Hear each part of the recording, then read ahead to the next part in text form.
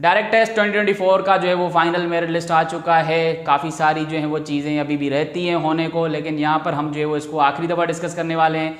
बाकी मज़ीद इन्फॉर्मेशन मैं आपको वैसे भी ग्रुप में देता हूँ तो आगे चल के भी ज़रूर दूंगा। यहाँ पर हम ये सारे पॉइंट्स डिस्कस करेंगे। अगर कोई बीच में ऐसा पॉइंट होगा भी जो कि मैंने यहाँ पर नहीं लिखा होगा तो वो भी मैं आपके साथ जो है वो शेयर कर लूँगा। सबसे पहले बात करते हैं मेरिट लिस्ट के ऊपर, क्योंकि यही जो है वो काफ़ी इंटरेस्टिंग पॉइंट बना हुआ है। याद रखो भाई कि ज़रूरी नहीं है अगर आपका नाम लिस्ट में है तो आपको डिपार्टमेंट मिल ही जाएगा, चाहे कोई भी हो। ठीक है, मैं आपको लास्ट ईयर की कहानी बताता हूँ। लास्ट ईयर कोई 350 से ज़्यादा बच्चे शार्ट लिस्ट हुए थे, एक ही मेरिट लिस्ट लगा था, लेकिन सिर्फ और सिर्फ डिपार्टमेंट कोई 340 या 330 बच्चों को मिला था। बाकी जो नीचे वाले थे उनको डिपार्टमेंट मिला ही नहीं था। उनको कहा गया कि भाई सीट खत्म हो गई, घर चले जाओ, वेट करो, अगर आपके पास जो वो कॉल आएगी तो आप आना, अपना डिपार्टमेंट लेके जाना जो भी आपको मिल रहा हो।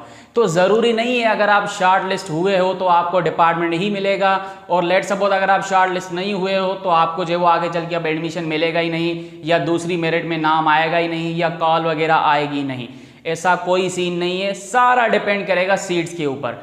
अब देखो इतनी सीट्स तो हैं कि जो फर्स्ट मेरिट लिस्ट इस दफ़ा का आया है उसमें कोई 400 के करीब बच्चे हैं, उन सबको तो डिपार्टमेंट मिल ही जाएगा। ठीक है, लेकिन सेकंड मेरिट लिस्ट भी आएगा और आना बनता भी है, क्योंकि आप देखोगे बहुत सारी सीट्स बचेंगी।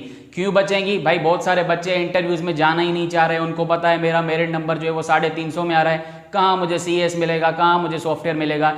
इसी तरह बहुत सारे बच्चे चालान पे नहीं करेंगे, और बहुत सारे बच्चे तो इंटरव्यूज़ में ही नहीं जाएंगे, टाइम पर नहीं पहुंचेंगे। तो आप देखोगे सीट्स बचने वाली हैं। और वैसे भी इस मेरिट के बाद भी जो है वो सारी सीट्स वहाँ पर अभी भी लगी हुई होंगी, तो फिर दूसरा मेरिट लिस्ट आएगा। लेट सपोज दूसरा मेरिट लिस्ट नहीं भी आता तो भाई कॉल आएगी, और लाजमी आएगी। 62, 61, 60 वालों को तो लाजमी आएगी ही आएगी। ठीक है, अब मैं ये नहीं बोलूँगा कि लाजमी आएगी, बस वेट करो, इंतज़ार करो, सामान पैक करो, हो सकता है हो जाओ। आएगी मतलब कि एक्सपेक्टेड है, और भाई आएगी क्योंकि मैंने जो है वो देखा है कि काफ़ी बच्चों के मेरिट लिस्ट में नाम है ही नहीं। जैसे मेरे काफ़ी सारे स्टूडेंट्स हैं, उनके मार्क्स 65 हैं, 67 हैं, फिर भी उनका नाम नहीं है मेरिट लिस्ट में। हालांकि मिनिमम मार्क्स क्या हैं आपके पास यहाँ पर मेरिट लिस्ट में? अगर मैं जनरल डिपार्टमेंट्स की बात करूं तो 63 है अभी फर्स्ट मेरिट लिस्ट में, तो 65 वालों का तो नाम होना चाहिए ना, तो उनका नाम नहीं था। मैंने उनको कहा था कि आप एडमिशन ऑफिस में जो है वो कांटेक्ट करें या वहाँ पर जाएं, उनसे इशू पूछें कि भाई हमारा नाम क्यों नहीं है, जबकि यहाँ पर 65 वाले साले नाम हैं और आपके पास जो है 64 वाले भी हैं। तो उन्होंने उनको कहा है कि दूसरी मेरिट लिस्ट आएगी जिसमें आपका फिर नाम होगा। तो भाई यहाँ से अंदाज़ा लगा सकते हो कि सेकंड मेरिट लिस्ट आएगी, और इतनी सीट्स हैं कि दूसरी लगेगी। और वैसे भी कॉल से अच्छा है कि भाई आप मेरिट लिस्ट ही लगाओ दूसरी। क्यों? क्योंकि हो सकता है भाई आप कॉल करो, कोई बच्चा वहाँ पर जो है वो बिजी हो, या जो है वो कोई सिग्नल का इशू हो, वहाँ पर कॉल ही ना पहुँच सके। इस तरह अगर कोई लिस्ट होगी तो ग्रुप्स के थ्रू, बहुत सारे जो है वो प्लेटफॉर्म के थ्रू उनको अपना नाम पता चल जाएगा कि भाई मेरा नाम भी जो है वो लिस्ट में आया है, तो वो खुद ही अवेयर हो जाएंगे। तो सेकंड मेरिट लिस्ट आएगी, कब आएगी ये भी बड़ा सवाल है। देखो ये आएगी तो ज़्यादातर जो एक्सपेक्टेड है वो है इंटरव्यूज़ के बाद। अब देखना पड़ेगा चालान की लास्ट डेट वो क्या देते हैं, उसके बाद वो भी वेट करेंगे कि भाई देखें हम कितने चालान जो है वो फिल हो रहे हैं, या कितने चालान जो है वो हमारे पास अभी भी रहते हैं, तो उस हिसाब से वो फिर दूसरी लिस्ट में उतने नाम अनाउंस करेंगे। तो ये आपको वेट करना पड़ेगा अभी आपको एक और हफ्ता मजीद।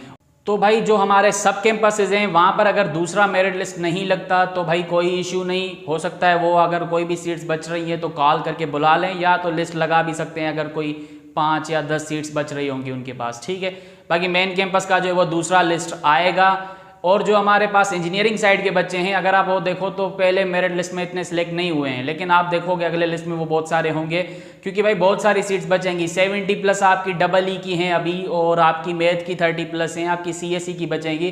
क्योंकि देखें STHP और फाउंडेशन वाले सबसे पहले CS की तरफ जाएंगे, देन जो हमारे पास CS नहीं ले पाएंगे वो सॉफ्टवेयर की तरफ जाएंगे, फिर AI साइड जाएंगे। बहुत ही कम जो है वो मैथमेटिक्स की तरफ जाएंगे, या EE की तरफ जाएंगे, या CSE की तरफ जाएंगे। तो ये जो सारी सीट्स हैं वो ऑटोमेटिक फिर डायरेक्ट में चली जाएंगी। तो आप दूसरा लिस्ट में देखोगे बहुत सारे इंजीनियरिंग के बच्चे भी सिलेक्ट होंगे, तो वो भी टेंशन ना लें। CSE भी मिल जाएगा, मैथ भी मिल जाएगा, बाकी EE तो वैसे ही फ्री में चल रहा होता है। ठीक है, तो अब यहाँ पर जो है वो मैंने आपको मेरिट लिस्ट के बारे में बता दिया। अगर मैं इन पूरी चीज़ों को कंक्लूड करूँ सिंपल, तो भाई सेकंड मेरिट लिस्ट आएगा, उसका जो है वो इंतज़ार करें।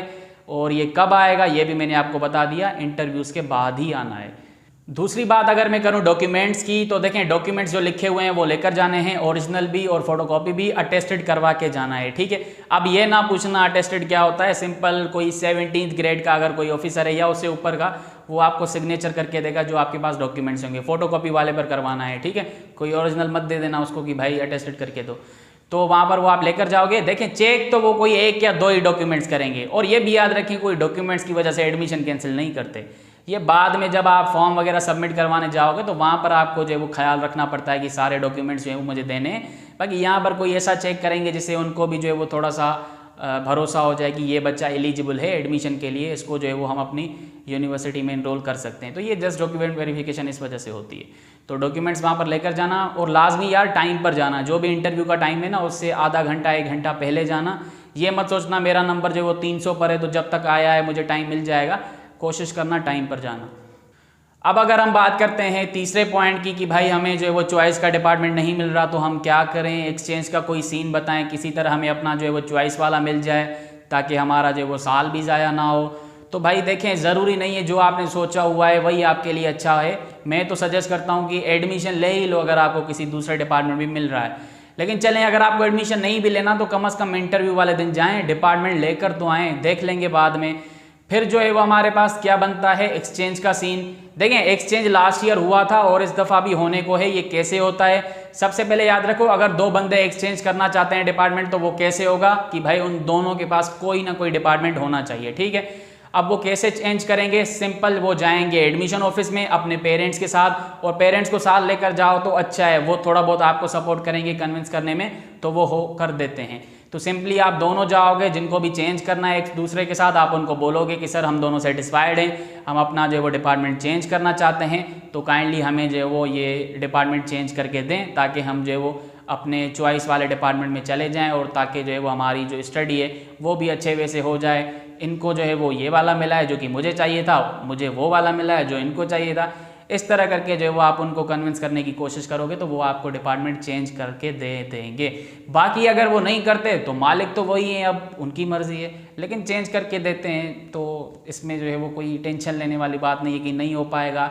देखें डरे ना, कॉन्फिडेंस से जाएंगे ना सब कुछ हो जाएगा। कॉन्फिडेंस रखें, पॉजिटिव एटीट्यूड रखें, सब कुछ हो जाता है।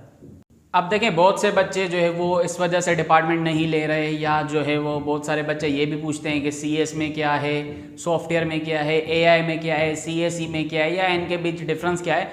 अगर थोड़ा सा डिफरेंस की बात करें तो देखें CS में आप जो है वो ज़्यादातर हार्डवेयर के बारे में भी पढ़ते हो, सॉफ्टवेयर के बारे में भी पढ़ते हो। सॉफ्टवेयर इंजीनियरिंग में आप देखोगे नाम से ही पता लग रहा है कि सॉफ्टवेयर्स वगैरह भी आप पढ़ोगे। अगर आप चाहते हो कि भाई आपकी ज़िंदगी में सिर्फ प्रोग्रामिंग ही हो, आप किसी ना किसी प्रोग्राम में फंसे हुए हो, तो भाई सॉफ्टवेयर करो। लेकिन अगर आप चाहते हो कि भाई इतना भी नहीं कि मैं सारा दिन ही कोडिंग पर बैठूं, बस हल्का फुल्का साइड में टचअप हो, तो फिर आपके लिए CS अच्छा रहेगा, ठीक है। तो इस तरह आप जो वो अपनी चॉइसेस बनाओ। बाकी देखें किसी ने भी कोई रिसर्च की ही नहीं हुई कि भाई CS में क्या होता है, सॉफ्टवेयर में क्या होता है, AI में क्या होता है, BBA में क्या होता है, अकाउंटिंग में क्या होता है, या CSE वगैरह क्या है। किसी ने कोई रिसर्च नहीं की हुई, किसी ने ये देखा ही नहीं है कि कौन कौन से सब्जेक्ट्स होते हैं, मैथमेटिक्स कितनी जो है वो होती है, या जो है वो फिर मुझे आगे चल के अगर मैं इन डिपार्टमेंट्स में BS करूँगा तो किन किन ऑप्शंस में मेरे लिए एलिजिबिलिटी होगी कि मैं MS कर सकता हूँ, मैं PhD कर सकता हूँ। आपने कोई रिसर्च नहीं की हुई, आपने जस्ट देखा है कि भाई जो भी एडवर्टाइजमेंट आ रही है जॉब की उसमें लिखा है कि भाई कंप्यूटर से रिलेटेड कोई भी फील्ड हो, फिर उसमें CS भी आ जाता है, सॉफ्टवेयर भी आ जाता है, CSE भी आ जाता है, आपका AI भी आ जाता है। एक चीज़ याद रखो, अगर कोई जॉब आती है ना वहाँ पर लिखा है कि भाई आपकी डिग्री जो है वो कंप्यूटर साइंस में होनी चाहिए, तो ऑटोमेटिक आप समझ लो कि भाई सॉफ्टवेयर इंजीनियरिंग वाला भी अप्लाई कर सकता है, AI वाला भी अप्लाई कर सकता है, ठीक है। इसी तरह अगर कोई सॉफ्टवेयर की एडवर्टाइजमेंट आती है तो इट मीन्स आप कंप्यूटर साइंस वाले होके भी कर सकते हो। तो जॉब अपॉर्चुनिटीज तीनों में सेम है, ठीक है, और स्टडी भी ऑलमोस्ट सेम है। आगे चल के जब आपके पास कोई लास्ट ईयर होगा या आखिरी के 2-3 सेमेस्टर होंगे जिनमें स्टडी चेंज होगी, थोड़े से सब्जेक्ट्स चेंज होंगे, कोर्सेज चेंज होंगे, बाकी सारी स्टडी सेम ही है। तो कोई खास डिफरेंस नहीं है, कोई भी करोगे। वैसे कर तो जॉब के लिए रहे हो ना, तो जॉब तीनों में सेम है। अगर लेट सपोज 100 हमारे पास जो है वो सीट्स आती हैं CS के लिए किसी भी जॉब में, तो भाई आप जो है वो सॉफ्टवेयर वाले हो तब भी अप्लाई कर सकते हो, AI वाले हो तब भी अप्लाई कर सकते हो। और आप देखते हो कि भाई जॉब में लिखा होता है कि भाई IT से रिलेटेड कोई भी फील्ड हो, तो भाई उसमें आपने BS IT किया हुआ है, आपने BS CS किया हुआ है, या जो वो सॉफ्टवेयर किया हुआ है, या AI किया हुआ है, एक ही बात है। तो जॉब की अपॉर्चुनिटी सेम है, ये बात याद रखें, ठीक है। अब यहाँ पर मेन बात आती है, अच्छा ये भी किसी ने पूछा था कि बीबीए में जो हमारे पास स्पेशलाइजेशन है जैसे एचआरए में, फाइनेंस है, तो ये भी एंड में होता है जब आपके पास कोई लास्ट ईयर होता है, फोर्थ आप जो है वो कह लो कि ईयर या थर्ड ईयर, वहाँ पर अगेन कोई जो है वो स्पेशलाइजेशन आपको जो है वो करनी होती है एंड में ही, तो फिर जाके जो है वो आपके कुछ कोर्सेज चेंज होते हैं, है एक ही डिपार्टमेंट ये सारा, ठीक है, जैसे यहाँ पर ये है। अब ऐसा नहीं कि क्लासेस भी साथ ही चलते हैं, जैसे काफ़ी बच्चे कह रहे थे कि क्या सीएस सॉफ्टवेयर वाले एक साथ ही बैठेंगे, नहीं, सीएस के 5 सेक्शंस बनेंगे, 200 सीट्स हैं, 40-40 का एक सेशन होता है, वो आपस में जो है वो अपने क्लासेस उनके होंगे और सॉफ्टवेयर के अपने होंगे, एआई के अपने होंगे। अब डिपेंड करेगा, अगर कोर्सेज सेम होते हैं तो उनका पेपर एक ही निकल रहा होता है। ये सारी चीज़ें आप यूनिवर्सिटी में वैसे ही जान जाओगे, ठीक है।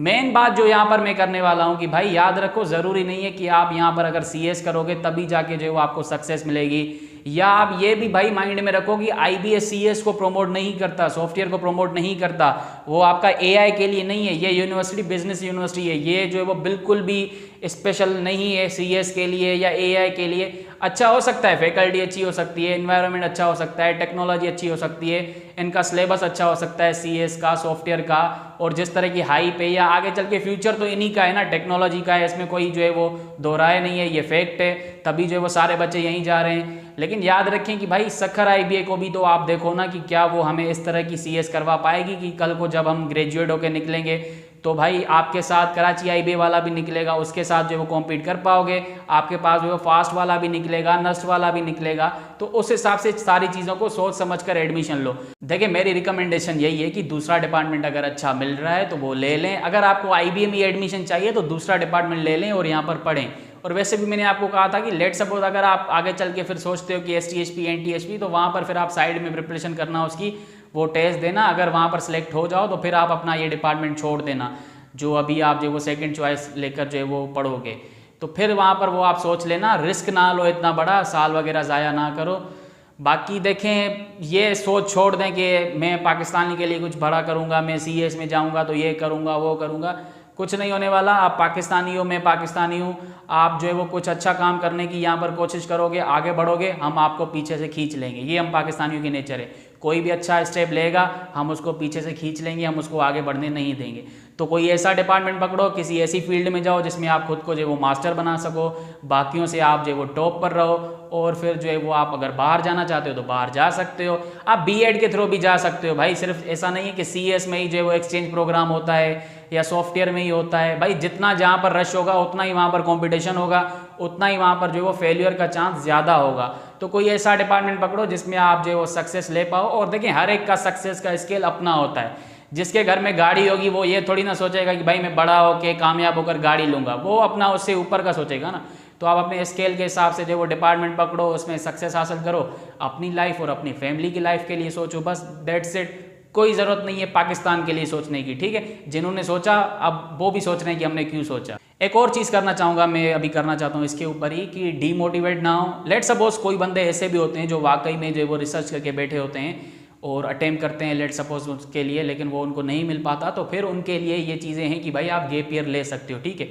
काफ़ी बच्चे भाई मैंने देखे हैं वो इतना कोई मतलब के डाइवर्ट हो गए हैं, पता नहीं कौन उनको लेसन्स पढ़ा रहा है कि लेट सपोज उनका डायरेक्ट में नहीं हुआ है या उनको फेवरेट डिपार्टमेंट नहीं मिल रहा, तो उनको पता नहीं कौन कह रहा है कि भाई 2 महीने का कोर्स कर लो आईबीए में आ जाओगे। भाई हमें आईबीए में 2 महीने के कोर्स के लिए नहीं आना, हमें 4 साल की डिग्री करके यहाँ से चले जाना है, हमें अपनी जो है वो यहाँ पर एजुकेशन हासिल करनी है, अपना करियर बनाना है।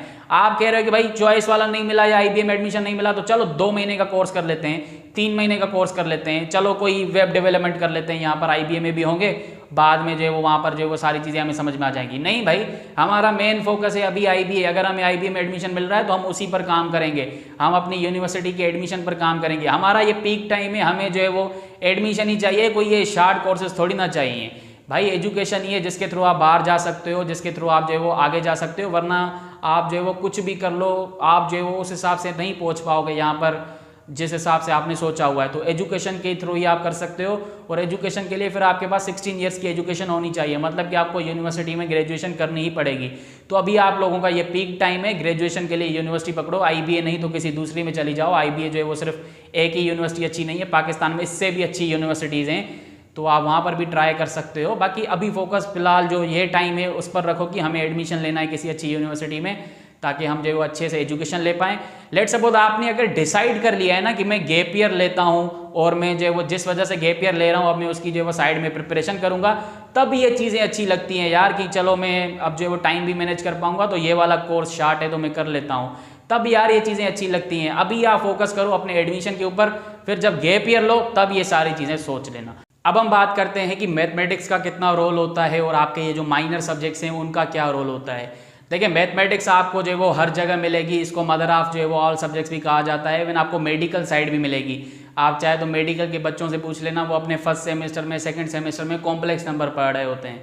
तो जो भी बच्चे इंजीनियरिंग साइड जाएंगे उनको तो मैथमेटिक्स अच्छी खासी पढ़नी पड़ेगी। आप किसी भी यूनिवर्सिटी में जाओ, किसी भी इंजीनियरिंग फील्ड में जाओ, मैथ तो पढ़नी पड़ेगी भाई, उसको फेस करना पड़ेगा।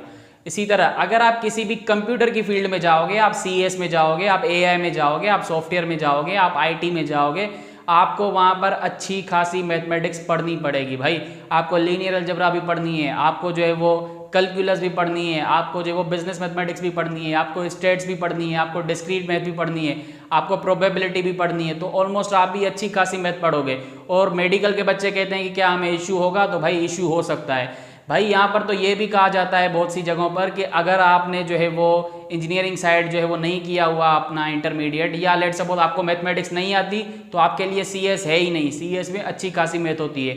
IBA कराची वाले तो एलिजिबल ही नहीं करते प्री मेडिकल के बच्चों को, क्योंकि उनको कहते हैं कि भाई आपको मैथ नहीं आती, आपके लिए CS नहीं है। लेकिन IBA सक्खर तो एलिजिबल करता है। तो यहाँ पर मैं उनको क्या सजेस्ट करूँगा कि भाई आप प्रैक्टिस रखना, जो आपको जो वो पढ़ाएंगे मैथमेटिक्स में या किसी भी सब्जेक्ट में, आप उसको कंसिस्टेंसी से फॉलो करोगे तो वो आपके लिए काफ़ी ईजी रहेगा। बाकी एक बात याद रखें, अगर आपको जो है वो कोई अच्छा टीचर मिल गया ना यूनिवर्सिटी लाइफ में मैथमेटिक्स का, तो फिर आपके लिए वो बड़ी मज़ेदार हो जाएगी, इंटरेस्टिंग हो जाएगी और आप जो वो मैथमेटिक्स के कोर्सेज अच्छे से निकाल पाओगे। ठीक है। बाकी देखें जो हमारे यहाँ पर होता है कि जैसे आप देखो डायरेक्ट टेस्ट के वक्त हर कोई बस ये लगा हुआ था कि किसी तरह MCQs करवा दें, बस हम पास हो जाएं, आगे का कोई सोच ही नहीं रहा। भाई डायरेक्ट टेस्ट में मसला क्या है मुझे बताओ, आप टेस्ट देकर आए हो, आप खुद ईमानदारी से बताओ, क्या ये कोई ऐसा टेस्ट है कि जिसके लिए आपको कोई PhD का टीचर चाहिए तभी जाके पास होगा, या बड़ी कोई दिन रात की मेहनत चाहिए? भाई थोड़ा बहुत आप जो वो अच्छे से पढ़ोगे, इवन कोई IBA का स्टूडेंट पकड़ो, उसको बोलो मुझे डायरेक्ट टेस्ट की प्रिपरेशन करवाओ, मैं आपको अच्छी खासी पेमेंट करूंगा, आप वो आपको 2 महीने के अंदर प्रिपरेशन करवाएगा और आपको एडमिशन लेके देगा। तो ये फजूल में हाइप बनी होती है कि हमें ज्वाइन करें तभी जाके आपको जो है वो IBA में एडमिशन मिलेगा। ये कोई फ़ायदा नहीं होता, ये फजूल में हर कोई अपना कोर्स बेच रहा होता है। भाई असल फ़ायदा है कि आगे चल के जो स्टडी होगी उसको कैसे फेस करेंगे, यहाँ पर सर्वाइव कैसे करेंगे, यहाँ पर ड्रॉप से कैसे बचेंगे। अगर आप मेरा यूट्यूब पर लेक्चर देखो, जो प्रॉपर्टीज़ ऑफ रियल नंबर से, ये सेम प्रॉपर्टीज़ आप देखोगे पढ़ोगे जब आप लीनियर अलजेब्रा पढ़ोगे, जब वहाँ पर आप देखोगे कि भाई आपको वेक्टर स्पेस पढ़ना है, आपको सब स्पेस पढ़ना है, वहाँ पर ये सारी प्रॉपर्टीज़ आप जो वो प्रूव कर रहे होगे। ये सारी चीज़ें आपकी काम की होती हैं। तभी मैं कहता हूँ कि भाई कॉन्सेप्ट पर फोकस करो। कॉन्सेप्ट है, थ्योरेटिकली नॉलेज है, तो आप ये MCQs वगैरह कर जाओगे। मेन चीज़ आती है कि भाई आपको अपनी GPA बनानी है, तो वहाँ पर अच्छे कोर्सेज निकालने हैं, और वहाँ पर अच्छे कोर्सेज तभी निकलते हैं जब आपकी नॉलेज अच्छी है। और नॉलेज अच्छी तभी होगी जब आपको चीज़ों का पता होगा, जब आपको पढ़ाने वाला कोई ऐसा होगा जिसको खुद काफ़ी चीज़ों का पता है। तो जब आपको यूनिवर्सिटी लाइफ में कोई अच्छा टीचर मिल गया किसी भी सब्जेक्ट का, तो फिर आपको टेंशन लेने की ज़रूरत नहीं है। जैसे मैं आपको अपना मिसाल देता हूँ कि भाई मुझे जो है वो पता चल गया था, मैंने फाउंडेशन सेमेस्टर से एडमिशन लिया है कि मुझे जो है वो सॉफ्टवेयर इंजीनियरिंग नहीं हो पाएगा मुझसे, मैंने सॉफ्टवेयर के लिए अप्लाई किया था। तो मुझे बाद में पता चला कि मेरे लिए सॉफ्टवेयर नहीं है, मुझे इसमें इंटरेस्ट नहीं है, ये मुझसे नहीं हो पाएगा, मैं चेंज कर लेता हूँ डिपार्टमेंट। मैंने चेंज कर दिया। तो बाद में जब मुझे पता चला कि भाई मैथ के अंदर भी कोडिंग है और अच्छी खासी कोडिंग हमारे जो है वो मैथ में होती है, सर पर चढ़ गई है, तो फिर मुझे पता चला कि भाई सेकंड सेमेस्टर में मेरे पास एक कोडिंग का सब्जेक्ट आया है C++ का। अब मुझे जैसे ही पता चला मैं काफ़ी जो है वो थोड़ा सा परेशान हो गया कि यार ये अब कैसे हो पाएगा, मुझे या तो विड्रा करना पड़ेगा। तो मैंने कहा चलो जब तक विड्रा की डेट है तब तक हम जो है वो इसको देख लेते हैं कि हम पढ़ते कैसे हैं। अब किस्मतन हमें टीचर इतनी अच्छी मिल गई, वो फीमेल टीचर थी, उन्होंने हमें इतना अच्छे से पढ़ाया। ना सिर्फ वो अच्छी इसलिए थी कि भाई उन्होंने मार्क्स हमें अच्छे दिए, कोर्स हमारा अच्छे से पास हो गया, वैसे उन्होंने जो टीचिंग की, जिस तरह से उन्हें हमने पढ़ाया, जिस तरह से वो इंटरेस्ट लेके हमें पढ़ाती थी, भाई मेरा कोडिंग में जो वो अच्छा खासा इंटरेस्ट बन गया। मुझे कभी इफ फेल समझ में नहीं आया, उनकी वजह से जो मेरी अच्छी खासी कोडिंग में जो है वो स्किल्स बन चुकी हैं। तो कोशिश करना कंसिस्टेंसी के साथ जो है वो चीज़ों को फॉलो करना, फिर मैथ में इशू नहीं होता। बाकी मैथ का लेवल अच्छा होता है CS, सॉफ्टवेयर, AI में। ठीक है, डिफ़िकल्टी हो सकती है अगर आप जो है वो अपने अंदर वो इम्प्रूवमेंट नहीं लाओगे, आप अपने आप को एज अ मैथमेटिक्स का स्टूडेंट नहीं बनाओगे कि भाई मुझे मैथमेटिक्स थोड़ी बहुत आनी चाहिए, तो फिर आपको इशू होगा। दूसरी बात, जो हमारे पास बीबीए के जैसे डिपार्टमेंट हैं या जैसे अकाउंटिंग एंड फाइनेंस हो गया, बीएड हो गया, इनके यहाँ पर मैथमेटिक्स इतनी टफ नहीं होती। आपको जो वो ऊपर ऊपर से पढ़ाया जाता है, आपको जो वो ज़्यादातर बिजनेस के कोर्सेज पढ़ाए जाते हैं, स्टेट्स पढ़ाई जाती हैं, आपको अकाउंटिंग साइड जैसे सिंपल इंटरेस्ट, कंपाउंड इंटरेस्ट, जो आपका डायरेक्ट टेस्ट का मैथ का सिलेबस था ना, वही आप पढ़ते हो थोड़ा सा डिटेल में बस। जैसे आप जो है वो अकाउंटिंग में पढ़ोगे लीनियर इक्वेशंस के बारे में, उनको सॉल्व कैसे करते हैं, वर्ड प्रॉब्लम्स के ऊपर आपके पास जो है वो कुछ क्वेश्चंस होते हैं, इस तरह की मैथमेटिक्स वहाँ पर आप पढ़ोगे। इसी तरह कैलकुलस भी होती है इन दोनों में, लेकिन कोई इतनी बड़ी नहीं होती, ज़्यादातर इंटीग्रेशन तक ही आप जो है वो रुक जाते हो, कोई इतना डीप में जो वो कैलकुलस वगैरह नहीं पढ़ते हो। तो बीबीए में इतना इशू नहीं होगा मैथ का, अकाउंटिंग में भी नहीं होगा, बीएड में तो वैसे ही नहीं होता, जनरल लेवल की जो है वो मैथमेटिक्स होती है। बाकी और कोई ऐसे डिपार्टमेंट्स हैं नहीं जहाँ पर जो है वो आप ये सोचो कि भाई मैथ कैसी होगी। मैथ आपको मिलेगी इंजीनियरिंग साइड और आपको जो है वो कंप्यूटर साइड। अब देखें माइनर्स की बात करते हैं, तो माइनर्स बेसिकली आपके पास जो है वो ऐसे सब्जेक्ट्स होते हैं जो कि जनरल होते हैं, जो कि आपने बचपन में पढ़े होते हैं, क्लास 6-7 में पढ़े होते हैं, वो आपको यूनिवर्सिटी लाइफ में भी मिलेंगे। जैसे पाकिस्तान स्टडीज़ हो गया, आपके पास इंग्लिश हो गया, आपके पास जो है वो प्रेजेंटेशन स्किल का जो है वो सब्जेक्ट हो गया, फिलॉसफी हो गई, टेक्निकल राइटिंग हो गई, या आपके पास जो पाकिस्तान स्टडी, इस्लामिक स्टडी, ये जो मैंने बात की, ठीक है। इसी तरह जिन बच्चों ने फाउंडेशन इस चीज़ भी पढ़ा है, वहाँ पर जो आपने आईसीटी पढ़ी है वो सेम टू सेम कोर्स आप जो वो पहले सेमेस्टर में भी पढ़ोगे। तो ये जो हमारे माइनर सब्जेक्ट्स होते हैं, ये इसलिए होते हैं कि भाई आपकी जीपीए कम से कम थोड़ी बहुत मेंटेन रहे। आप देखोगे मेजर सब्जेक्ट्स में काफ़ी बच्चे जो है वो डिफिकल्टी लेवल वहाँ पर जो है वो रख लेते हैं अपने माइंड में, या बहुत से बच्चे जो है वो शुरू में ही गेन नहीं कर पाते हर चीज़ को, जो हमारे मेजर सब्जेक्ट्स होते हैं। तो उनके लिए साइड में ये माइनर्स होते हैं कि भाई आप इनमें अपने अच्छे मार्क्स सिक्योर करो, अपनी जीपीए अच्छी बनाओ, ताकि आपका ओवरऑल जो सीजीपीए हो, आपका जो ओवरऑल सेमेस्टर का जीपीए हो, वो अच्छा मेंटेन रहे। जैसे लेट सपोज अगर आपके मेजर में कोई जीपीए आ रहा है 3 या 3.33, तो आप कोशिश करो माइनर में आपका 4 सीजीपीए आना चाहिए। और देखिए कोई मसला नहीं होता, पाकिस्तान स्टडी में, इस्लामिक स्टडी में बच्चे सोच रहे हैं ना यार बचपन में जो वो हमसे रट्टा ही नहीं लगता था, कैसे होगा फिर यहाँ पर ये यूनिवर्सिटी लाइफ है, कहीं मसला ना हो जाए। कोई मसला नहीं होता है, इंग्लिश हो, टेक्निकल राइटिंग हो, पाकिस्तान स्टडी हो, इस्लामिक स्टडी हो, ये जो माइनर सब्जेक्ट्स होते हैं इनमें टीचर्स बड़े अच्छे होते हैं, वो आपको सपोर्ट करते हैं। और आप यकीन करें जब आप यहाँ पर टीचर्स देखोगे इन सभी सब्जेक्ट्स के, जैसे इस्लामिक स्टडीज़ के हमारे बड़े अच्छे टीचर हैं, हमारे पाकिस्तान स्टडीज़ के बड़े अच्छे टीचर हैं, आईसीटी के हैं, इसी तरह आगे चल के फिलॉसफी वगैरह भी पढ़ोगे तो इंग्लिश के टीचर्स जैसे हो गए। तो इन टीचर्स को देखकर आप खुद कहोगे कि यार ये सब्जेक्ट्स बोरिंग नहीं है, हमारे टीचर्स बोरिंग थे हमारी स्कूल लाइफ में। तो बड़ा फर्क मैंने देखा है स्कूल की टीचिंग में, कॉलेज की टीचिंग में और यूनिवर्सिटी लाइफ की टीचिंग में। अब बात करते हैं डिफिकल्टी लेवल आईबीए में कि भाई इसको सर्वाइव करना क्यों मुश्किल होता है, जीपीए बनती है या नहीं। जब मैं आया था तो मुझे कहा गया था अगर आपकी पहले 2 सेमेस्टर में जीपीए अच्छी नहीं है तो फिर आपकी आगे नहीं बढ़ती, लेकिन ये मिथ है, ठीक है।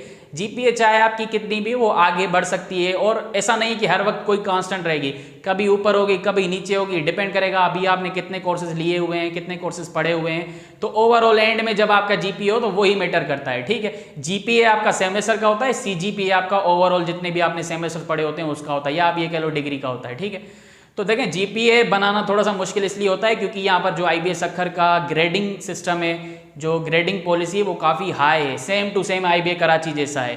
मतलब कि दूसरी यूनिवर्सिटीज़ में देखोगे अगर आपने कोई कोर्स 80 से अबव पास किया है ना, लेट सपोज आपने 100 में से 80 मार्क्स ले लिए, तो आपका जो वो ए ग्रेड होता है, आपकी 4 जीपीए होती है। हमारे यहाँ जब तक आपके 93 से मार्क्स ऊपर नहीं है तब तक वो 4 जीपीए से कोर्स नहीं निकलता। मुझे याद हो गया ग्रेडिंग सिस्टम 60 पर आपका कोर्स जो है वो पास होता है। अगर आप जो है वो 60 मार्क्स लेते हो 100 में से तो आपकी सीजीपीए क्या होगी उस कोर्स में 1.67 होगी। अगर आपने जो है वो 64 से पास किया है तो फिर आपकी जीपीए क्या होगी, आपकी होगी 2 जीपीए उस कोर्स की। फिर अगर आपने जो है वो 72 मार्क्स लिए हैं तो आपकी जो जीपीए होगी वो क्या होगी उस कोर्स की 2.67 होगी। फिर इसी तरह अगर आपने 77 मार्क्स लिए हैं तो आपकी जीपीए 3 होगी। फिर इसी तरह अगर आपने जो है वो 82 मार्क्स लिए हैं तो आपकी जीपीए क्या होगी 3.3 होगी उस कोर्स की। अगर आपने जो है वो 87 मार्क्स लिए हैं तो आपकी जीपीए 3.67 होती है। अगर आपने 93 या 93 से अबव लिए हैं तो फिर जाके आपकी 4 जीपीए से वो कोर्स निकलता है। तो ग्रेडिंग सिस्टम का जो वो काफ़ी लेवल ऊंचा रखा गया है, और इसके पीछे की वजह यही बताते हैं कि भाई हम अपने एकेडमिक्स के ऊपर कोई कॉम्प्रोमाइज़ नहीं करना चाहते। लेकिन किसी टीचर ने हमें कहा था कि भाई ग्रेडिंग सिस्टम के ऊपर सोचा जा रहा है कि भाई हमें जो है वो इस ग्रेडिंग सिस्टम को अपडेट करना चाहिए, वरना जो है वो काफ़ी डिजर्विंग बच्चों की जीपीए ही नहीं बन पाती। क्योंकि अगर आप देखो शाह लतीफ़ का कोई स्टूडेंट हो, कायदे अवाम का कोई स्टूडेंट हो, मेरान यूनिवर्सिटी का हो, उनकी जीपीए क्या होती है 3.8 3.9। हमारे यहाँ पर जो वो बच्चा जब निकलता है तो 2.8 2.9, हालांकि वो अच्छा भी होता है, लेकिन ग्रेडिंग सिस्टम काफ़ी ऊपर होने की वजह से जीपीए यहाँ पर बहुत मुश्किल से बनती है।